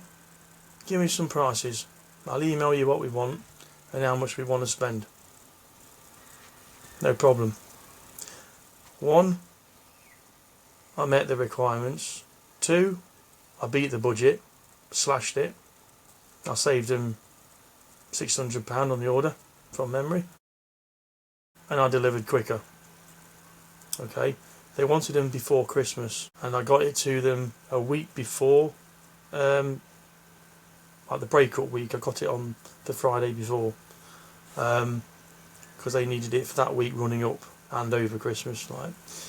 And I got it there, and again, this was a video testimonial that took place. You'll see it on my LinkedIn somewhere and on my socials. I won't disclose who, because you'll see it. And yeah, he just shouted praises. Says the professionalism, the knowledge and experience you've got as a business and as a whole group. You guys seriously know what you're talking about, and you do deliver. Wish I knew about you years ago. That speaks volumes in itself. Just wish we knew about you earlier. It's again, that comes to networking, and everywhere else you've been, it's about, you never know who you might meet. And me going to that networking event sparked that conversation because they were the venue. Yeah, and that turned into, you know, a relationship. on networking, I think I used to think that it was just who I was speaking to, but then I realised it's their network that you're tapping into. That's one of the big takeaways from networking for me, because obviously, you know, I know it's a cliche, but they say your network is your net worth. But I do say it because I sometimes assume that other people will know what I know, you know. But you know, your network is your net worth, and it's one of those things that you don't really hear unless you're in business, really. And that's the thing. It's like getting, one of the main things with marketing is actually expanding your network, getting into rooms with people who've got problems to solve, who've got the means, the money to solve the problems. So it's not just kind of a dream, because they've got to be qualified as well. They've got to be able to afford our services as well, and also want to change and want to make that investment.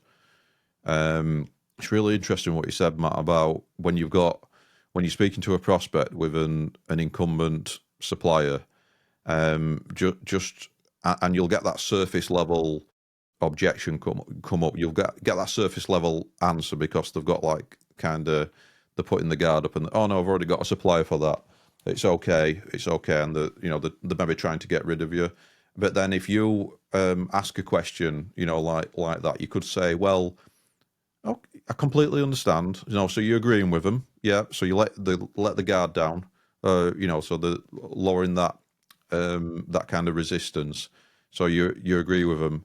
But do you mind if I just ask you one question? If there were just one thing that you could change about your supplier, and it could be speed of delivery, quality, it just then might get them to think, oh yeah, well, actually the last order, they said it were going to be on a Monday, but actually it didn't arrive till Thursday, and we had the event on the Friday, and we were getting quite nervous actually, and it causes some stress, and it'll get them to think. But it's what you've shown there, Matt, is the resilience of the business owner, where you're not just having that initial objection, or that, you know, just that first one where they say, oh no, I've already got a supplier. It's like if I reach out to somebody, I make a cold call, and I say, do you want some marketing? It's like that. They might say, well, oh, we've already got a marketer, but there's lots of areas of marketing. There's lots of areas of promotional products and branded merchandise and whatnot. So they might not have thought of it, and it's been that trusted advisor and actually having that conversation with them, and because there's they call it unconscious incompetence, in terms of they don't know what they don't know. People don't know what they don't know, so they might have that go-to. Oh, we've always had pens, yeah, with our logo on. We've always had notebooks, but do you know it's summer and you could have that cap, or you could have that water bottle, or you could have that that charger as well, that battery bank. And do you know that this is even available? Because until we had this conversation, till we're doing this podcast now, I didn't know that you could have like branded battery banks. That's like new information to me. Oh, right. I didn't even know that were a thing. Because my perception of what you do is, and the gazebos that I saw on your Facebook as well the other day, I thought that looks amazing. And I just happened to be at a music festival doing a bit of filming with a client. They were there doing the emergency first aid in the tent, and I was getting some pictures and videos. And it were a windy day, and some people's gazebos were starting to lift up a bit, and they were having to hold them down, and they got the sandbags and everything. And then I just happened to see that on your Facebook, and we've got something called the reticular activating system, the RAS, where we start to notice things. So if you want to buy, if I'm at an event, so I'm noticing gazebo, so I probably wouldn't notice your Facebook post with the gazebo, but that resonated at the time. It's like if you're looking at buying a blue Mini or a blue BMW, you'll start to see them all the time. But if you're not thinking about them, then one could be parked at the side of you and you don't even notice it. So that's the power of branding. That's the power of actually putting yourself out on social media, but actually getting out and doing things as well for your videos and your content and your photos. Because if you're just trying to do marketing online by sending emails and doing ads, which I do recommend as well, and you're not getting out there, you're not going to have that holistic kind of marketing. So yeah, great conversation. Almost like a masterclass in branding, really, and the importance of it. And I think there's a lot of people out there starting a business who are just doing online. They're just doing a bit of social media. They're going on Canva. They're getting a stock photo and they're kind of putting something together, and they're just doing that. But I think there's a lost art in a lot of the things that you talked about, door to door, actually showing up. And do you know what? A lot of your competitors won't be doing it. So I think that's where you got a lot of your competitive advantage. A lot will just be online and like I said, just like behind the screen and just doing it kind of digitally. And I think we need to. I think the pendulum will swing to an extent, away from digital, because that'll be so saturated and maybe expensive in terms of cost per lead. And all that kind of thing. So I think all marketing works, and we need to. Occasionally, back to a situation where I was one of the hotels is my client, and they just extended and they got a golf resort. So I like branded golf products, no problem. I saw opportunities. I also saw ways I could help them that I probably hadn't thought of before. And all it was I mentioned to my client, contact at the hotel, who's the buyer, and I says, could you possibly introduce me to the person that does the buying at the golf resort? You might as well make it one sense, you deal with me, so they could deal with me as well, keep it under one roof. Yeah, no problem, I'll do that. A week later I get an email saying, Matt, you did quite a bit for the hotel. We've got a bit of a launch coming up. We've got most of the stuff at the moment, but we need some coffee mugs going out, all laying out, and we want some staff name badges and some lanyards. We've got the bunting done, but do you do that? I went, yeah. Right, food for thought for later. Right, thank you. If I send you the stuff, we get a price. I went, probably be the same as what I charge the hotel. Is it the full crest? Is it? Yeah. Same price. No, they snapped my hand off. They were like, wow, that's good. Because they've seen what the invoice of what the hotel pays, and they've done the research. They were like, and he delivered. He sorts stuff out as well. On the odd time something goes wrong, I'll sort it out and go, right, come on, delivery, what's up, what's going on? And I'll make sure that the courier is, going to get there by a certain time. before 6 o'clock or pre-12 or whatever. And they just snapped my hand off. They went, great. And then out of the blue, just this week, I go, we need 2,000 pens, and we need something, that bunting. We need some prices on that. What do you need from us? So that's in the sort of asking the 20 questions stage, but they remembered because I delivered and I provided that solution for them. So that was just purely from me being out and about and knocking on a hotel door and saying, who does this and who does that? Oh, we did sort it out. And that's that. Why? What do you do? All right, well, we might give you a shot. And they have a shot, and they've been a client ever since. So it's sometimes about going out your comfort zone, which I hate doing myself, but I realise you've got to do that. Maybe not all the time, but just, now and again, maybe a bit more now and again, it does pay off in the long run. There's like a chart of because obviously we're face to face, we're like door to door, B2B, business to business. I try not to use jargon, but I do extend it just for these, just in case anybody doesn't know the kind of jargon and everything. So business to business, B2B, face to face. When you actually, for example, just walking into a hotel,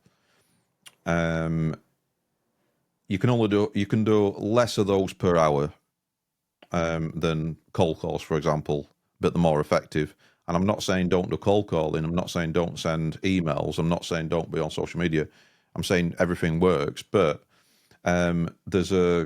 it's easier to build the know, like, and trust by doing that because somebody's seen you, somebody's hearing you, you're there, you're present. Just like practically, Matt, just talk me through how you do that. Is that an afternoon, a day? Do you dedicate a day? Do you plan it out like a courier would and say, right, I'm going to park here, I'm going to go here, I'm going to go here? Or are you just passing by? Are you're just with a client and then you think, oh, there's a hotel there? Is it a bit more like that? Just talk me through the logistics of that and how many, maybe put some numbers on it as well in terms of KPIs. How many of those would you do a month, or and when you do your monthly planning, you do your month in advance planning, have you planned half a day or a day on your door to door? I'm just interested in that. It's a bit of both, really. Sometimes I'll plan it, sometimes it's on the day. When I've planned it for the month and I know where I'm going, then yeah, I'll incorporate it. If I'm not got any meetings planned, there's not in the system, or I'm not attending any networking events, I'm just doing the one I'm a member of or two I'm a member of, and that's fine. And if it's at a point where, okay, the inquiries are dealt with, the orders are done, visuals are in process, that's fine, proofs, right, okay, I know the time period of that. So even if it's stuff like, okay, I've got to get my glasses fixed, they're loose again, so I'll go down the opticians. Sometimes I make appointments, sometimes you don't need to, but I'll go down there and then I'll just go, right, I'm out at the moment. Let's go and say hello. And a good one to start off with is get down the pub. Okay? And identify who the brewery is. Most pubs in my area are Everard's. And I won't lie, Everard's are a challenge to get in touch with. I know who I need to contact, but they just won't respond. They've got everything done with a current supplier, I know that. But there's nothing wrong with entertaining or opening the box, an opportunity to go, wow, we could actually have our logo on that. Think how much ROI would get, how much would sell in our gift shop for that? Or, oh, well, that's quick. 5 days. You'd turn that round in 5 days. God, we have to wait 3 weeks. What's wrong with opening the opportunity, opening the door for something better, to better your business? Micro pubs are a good one. I'll walk down the street. I know one in particular, very small one, but I know they've got other locations. And yes, the spend might be a lot, not be a lot. But if an initial idea sparks interest, that sparks a conversation, which then you follow up with later on. You're not going to have a full conversation about it once you've knocked on the door, they've got to know you first. So yeah. I mean, the likes of Specsavers, I won't entertain it because I know another franchisee's got the national account, so there's no point. Meeting venues, or I say another local B&B or a hotel. I haven't seen that there before. Never know, because one of my mates might be coming in from town and want somewhere to kit. Let's get some information. They might give me a card or a leaflet or a website or whatever. That's fine. Oh, do you mind if I leave mine? Oh, why? What do you do? And I love that question. When they ask, oh, what do you do?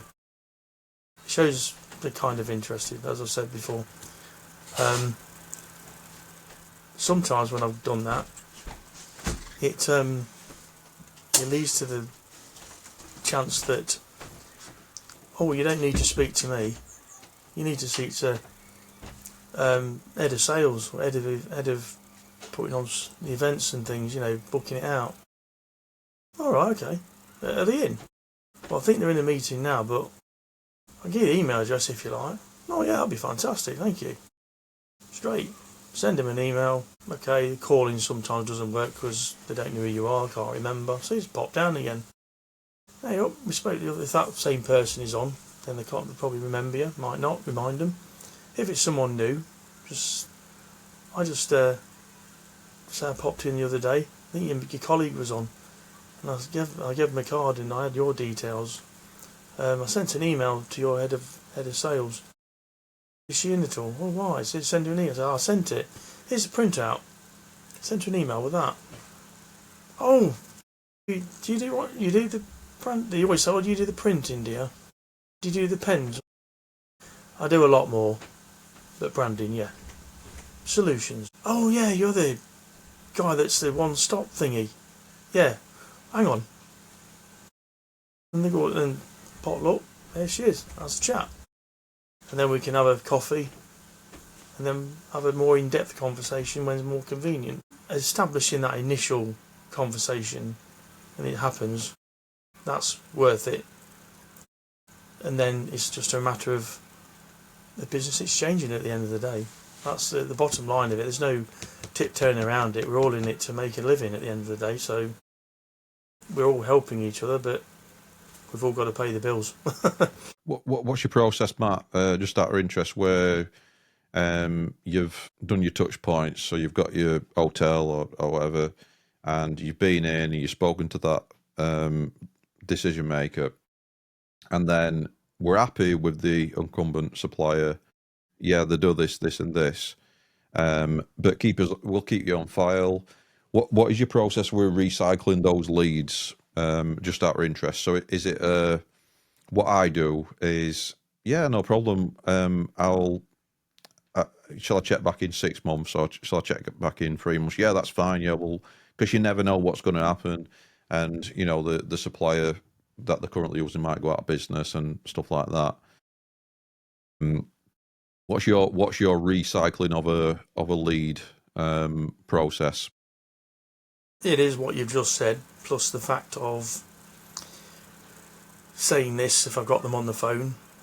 When they've said, okay, well, we're not looking right now, it might be something in the future because we've got this happening. I go, okay, so when's that again? Oh, it's in September. Right. And when you're looking at sorting that out? Oh, it won't be till August till we sort it. And I go, can I just say something? What's that? If I may be prudent, but you're kind of leaving it too late. Oh, we've had it before. Someone just prints it up and that's it, we're done. I went, okay, but you've just mentioned you want, for example, umbrellas. I go, you won't get them. Not in a week turnaround. If you're lucky, the UK stock's there. Great, because I actually helped a client with that. I turned it around in 4 days, so that was good. 9 times out of 10, umbrellas take about a couple of weeks to get done, 3 weeks. Now, I would turn that around then and sort of identify the fact, okay, that's down the line, they're not interested now. I'll say, do you mind if I give you a present? A present? What, for me? Yeah. Well, what have I done? I says, you're listening to me. You're having a conversation with me. Oh, okay. Well, no one's ever done that to me before. Now, this is where I talk to the gatekeeper, okay, receptionist, whatever. Give them a present. Say thank you. Because then that speaks volumes again. When they receive it, oh, what's on that chap had on the phone? And if the boss walks by, oh, who gave you that? Oh, this is Matt from Recognition Express. He gave us this really cool 3-in-1 mouse mat lens cloth cleaner screen cloth thing. It's really good for my glasses and cleaning my phone and my laptop, and I can use it to use the computer. Brilliant. Love it. Keep losing mine, my lens cloth cleaner. So, good. Oh, that's what it's called, is it? Oh, his number's on there. Can I borrow that? Yeah, alright. Phone call, email, LinkedIn message, whatever. If it doesn't happen that way, I'll just pop in and go, how'd you find that present? Was it alright? Or if it's local to me, was the present alright for you? No, they'll probably say, yeah, it was brilliant. Awesome idea, this is. Never thought of you could do it like this. I go, glad I could help, that's what I'm about. And have a general chit chat. And just ask and speak to the boss or whoever sorts it all out. Yeah, maybe I can put your logo on something like that. Oh, that'd be a good one, wouldn't it? Yeah, I'll see if he's in. Keep it on a personal level, like that. That's how I work. Now, traction-wise is a challenge, because a lot of people are comparing price. And like I say, a lot of people are on holiday. That's the negative impact. The positive is I know what I deliver. I know I'm good. I know I'm fast. I know I'm local. And I can help businesses. We can help businesses get to that next level. Like I say, just talk to McDonald's, talk to Tesco's. They're multi-trillion-pound businesses. Do you want your brand out there to get to that level, to make you a lot of money? Let us help you. That's what it's about. Not the more 20 quid plus that thing, and getting it from Etsy isn't going to do that. You've got that service level that you're not going to get with that. Where with us, you do. Just on a touch point to that, and it's not selling, it's basically just saying that part of the group, and myself especially, pride myself on high quality product solutions and high quality service. If that drops, then it's a big impact. So like I said before, that's why we maintain that. And if people want that, then they'll respect the fact of that's why they're that damn good. That's why they charge the prices they do, because we've had it from otherwhere and we ain't had half of that. From customer that's customer feedback, by the way. That's not me saying that last bit. I let the customers speak for themselves with the feedback and the video testimonials and the reviews. Yeah, that's brilliant, Matt. Right, so where can people find you then? You can find me on LinkedIn, linkedin.com/solutions specialist. There might be posts on there involving the words promotional king, which I dub myself as because I know I am, because there's ideas that people haven't even thought of that you could brand, and that's what we're about. I'm also on Facebook. I can't remember the line of it.